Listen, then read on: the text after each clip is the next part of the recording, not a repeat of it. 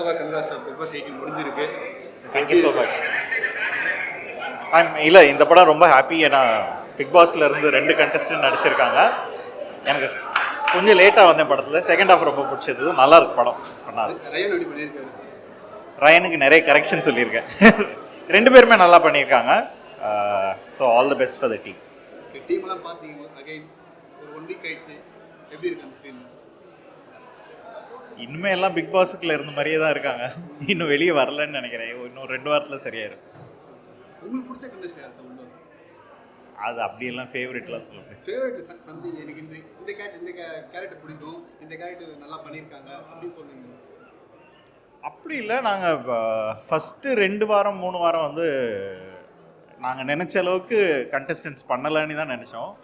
But போக போக எல்லாருமே இந்த சீசனில் யாரையுமே உங்களுக்கு பிடிச்சதுன்னு சொல்ல முடியாது, பிடிக்கலன்னு சொல்ல முடியாது.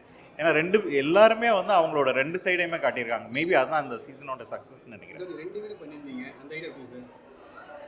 அது ஒரே வீடாக ஃபர்ஸ்ட்ல இருந்தே போயிருக்கலான்னு தோணுது. அதனால ஹாப்பி தான். ஏன்னா எங்களுடைய ஒரே சாய்ஸ் அவராக தான் இருந்தது. அவருமே ஓகே சொன்னது எங்களுக்கு ஹாப்பி. அண்ட் இந்த சீசன் இவ்வளோ சக்ஸஸ்ஃபுல்லாக இருந்தது ரொம்ப ஹாப்பி. தேங்க்ஸ்.